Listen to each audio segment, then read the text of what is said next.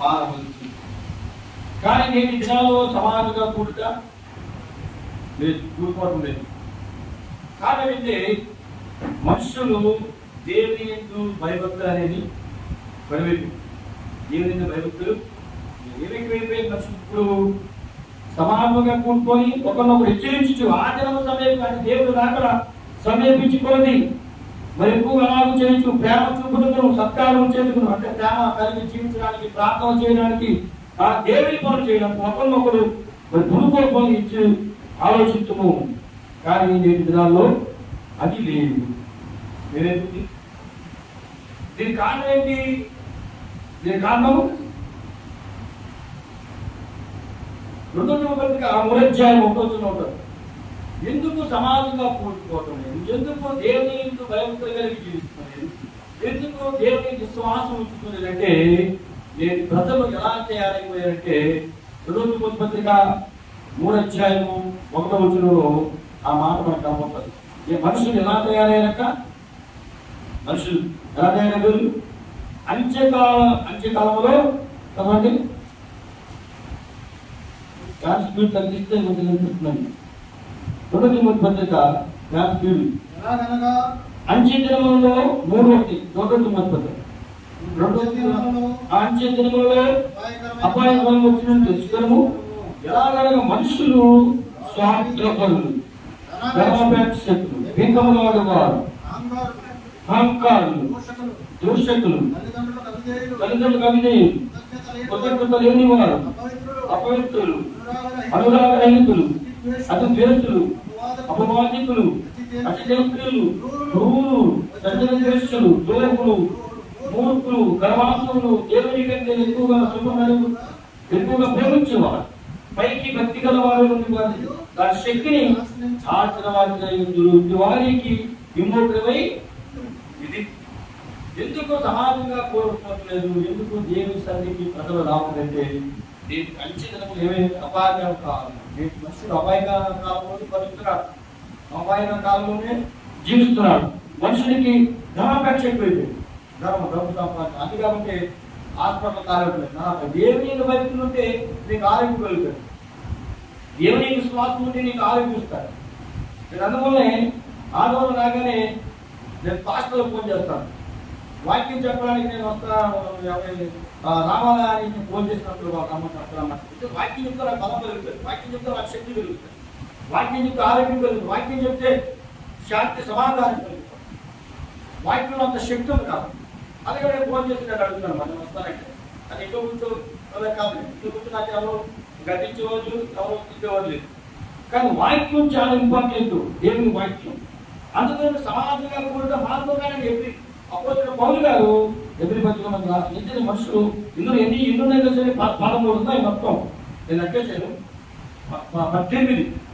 18 qualities ఉన్నాయి. మరి ఇందులో ఎన్ని లెక్కేసుకుంటూ వస్తే టోటల్గా 18 వస్తాయి.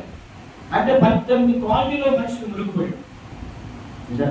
18 విషయాల్లో మనుషులు మొత్తం జీవితాన్ని మునిగిపోయే జీవితాన్ని సమాజం చేసుకున్నాం. అక్కడ ట్రీట్మెంట్స్ అవుతుంది కదా. 18 విషయాలు మనం లెక్కెట్టుకుండా పోతే 18 విషయాలు మనకి కనపడుతూ ఉండాలి. సమాజంగా కూడుట మారవద్దు. సమాజంగా కూడుట మనుషులు నేర్చుకున్నాలో మానేసి. అందుకే దేవుడు ఒక మాట చెప్పాడు. ఎదురు సంఖ్యాకాండంలో అన్నమాట. సంఖ్యాకాండంలో ఒక మాట కనపడుతున్నాం. సంఖ్యాకాండము 27:15. అప్పుడు మోషే యెహోవాతో ఇట్లను, యెహోవా సమస్త మానవుల ఆత్మలకు దేవ, యెహోవా సమాజము కాపరులేని గురువులే ఉండకూడదు, ఈ సమాజం మీద ఒకరిని నియమించుము.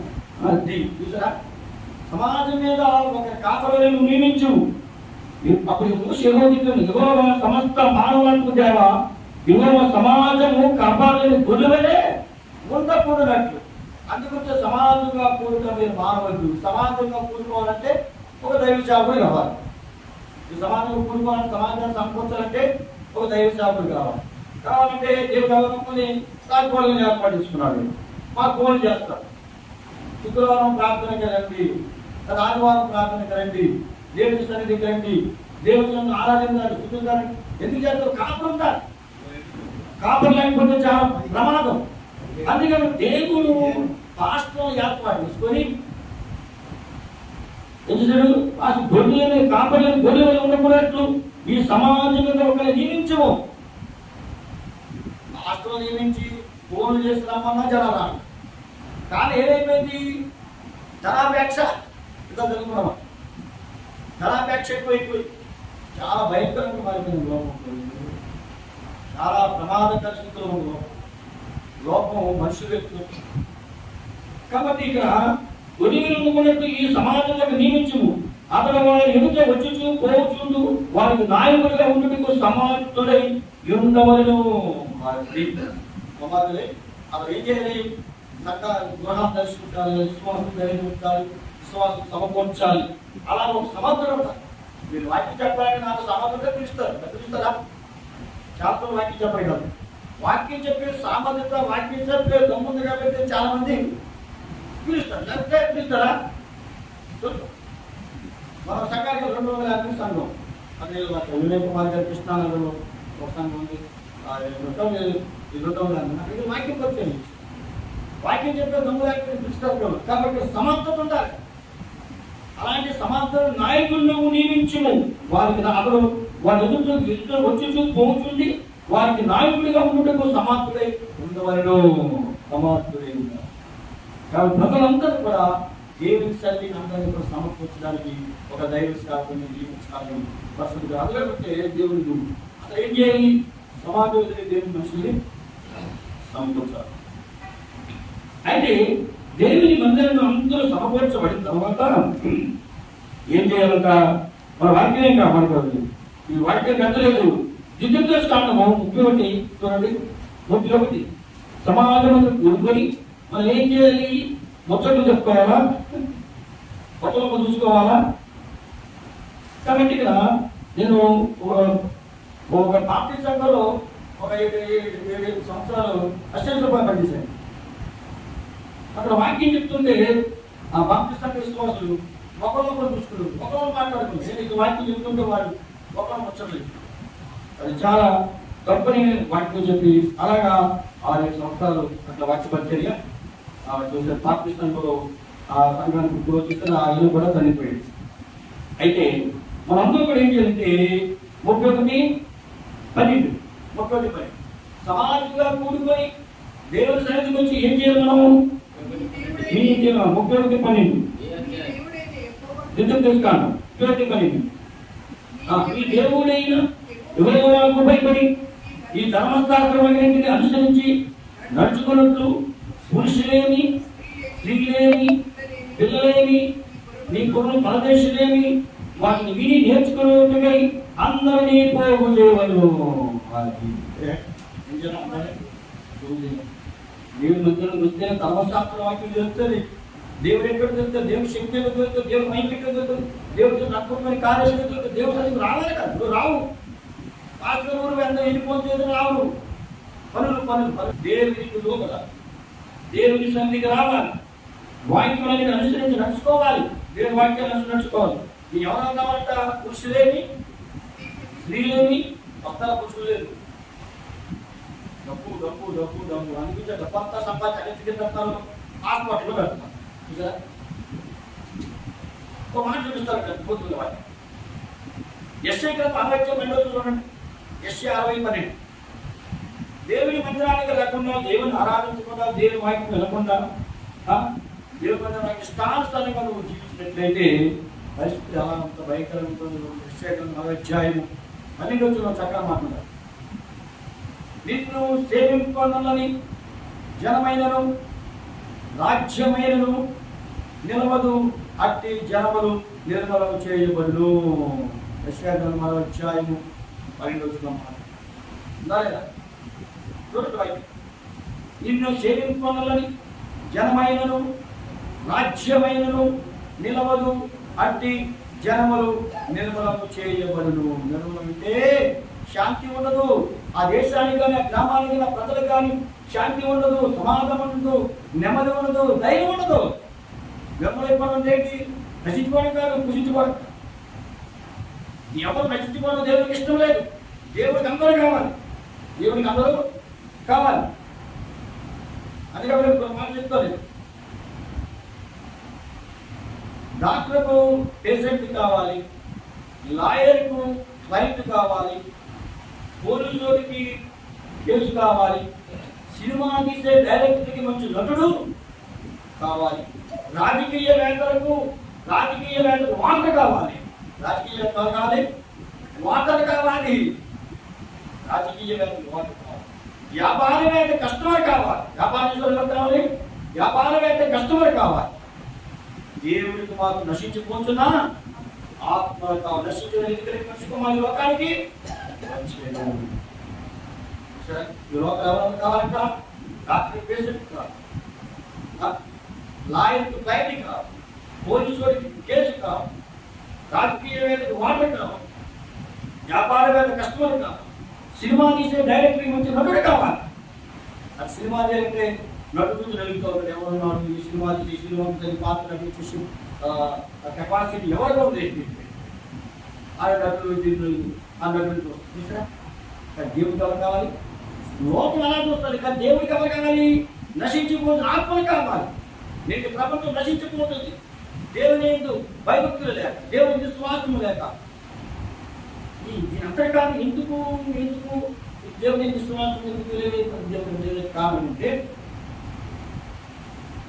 దానియేలు గ్రంథంలో ఒక మాట ఎందుకు ప్రజలని దేవుని మందిరానికి రాకుండా ఇష్టానుసారంగా బ్రతుకుతున్నారంటే, దానియేలు గ్రంథము 12వ అధ్యాయము 4వ వచనం 12:4 దానియేలు నీవు ఈ మాటలు మరుగు చేసి అంత్యకాలంలో ఈ గ్రంథం ముద్రిపు, చాలా మంది నలుదిశల సంచరించినందున తెలివి అధికమగును. ఏమైపోయింది? తెలివి ఎక్కువైపోయింది. దేవుడి కంటే ఎక్కువ తెలివి ఎక్కువైపోయింది. తెలివి అధికమని అని అతనితో మాట్లాడు గాబ్రియేలుతో చెప్పాను. దానియేలు గ్రంథం 12వ అధ్యాయము 4వ వచనం. నేను దినాల్లో దేవుడు అంటే ఎందుకు రావట్లేదంటే మనుషులు ఏమైపోయింది?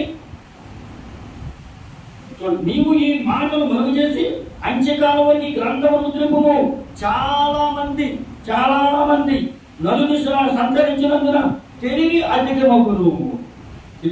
దేవుడు లేరన్న పరిస్థితి తెలివి మనిషికి. ఏ తెలివి? దేవుడు లేడు. దేవుడు మందిరం కదా వాక్యం వస్తాడు, పని కదా డబ్బు సంపాదించుకోవచ్చు, ఉద్యోగం చేస్తే డబ్బు సంపాదించుకోవచ్చు. సరే నువ్వు చేసుకుని బాగుపడతావా?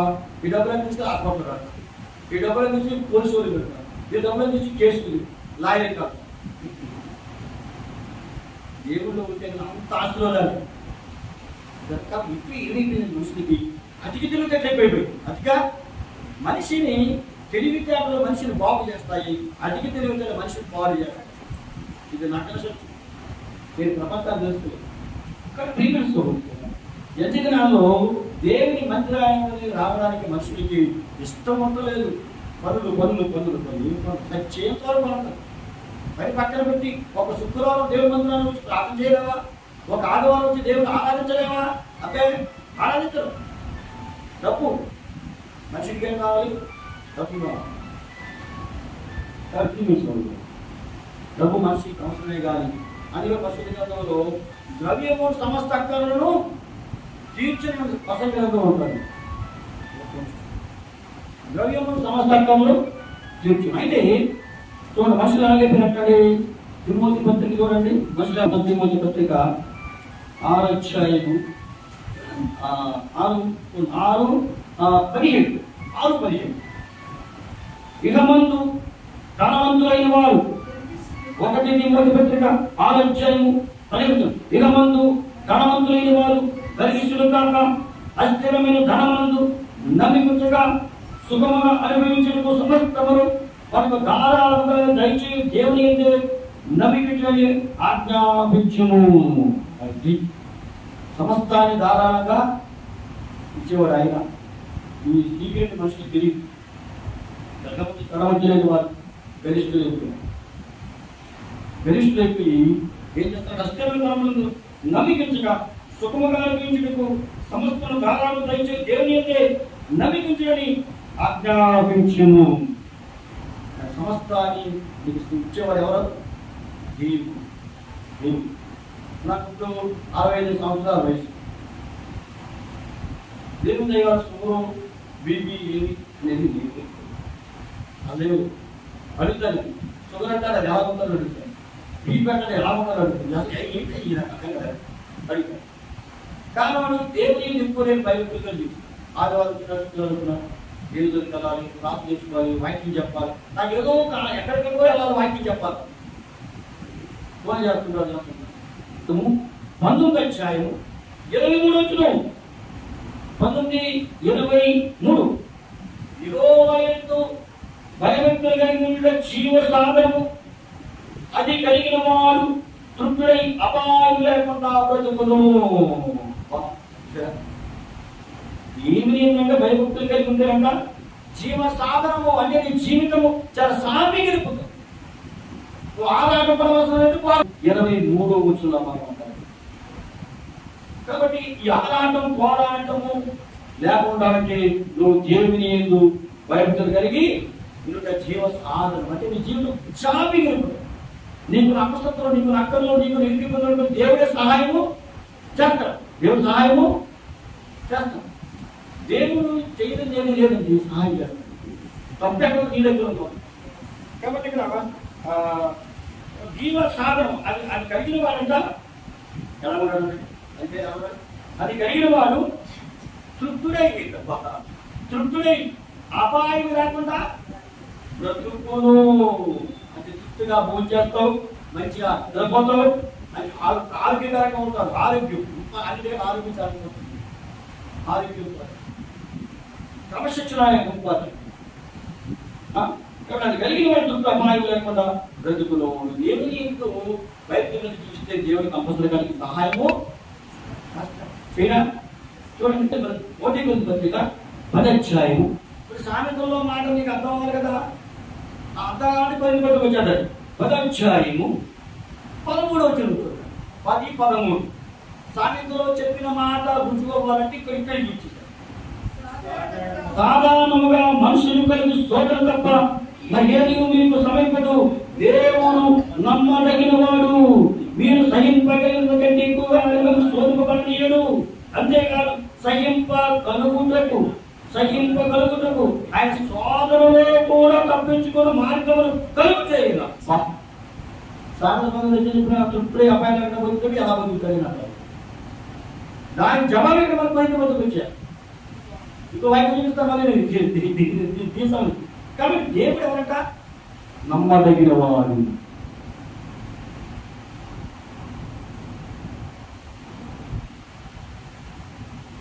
దెయ్యం మాట నీడ వంటిది, మనుషుల మాట నిలకడలేనిది, దేవుని మాటే నిజమైనది, నమ్మకమైనది. దేవుని స్తోత్రం హల్లెలూయా. మనుషుల మాట ఎలాగండి నిలకడలేని, దెయ్యం మాట నీడ వంటిది, దేవుని మాటే సత్యమైనది, నిజమైనది, నమ్మదగినది. కాబట్టి దేవుడు నమ్మండి.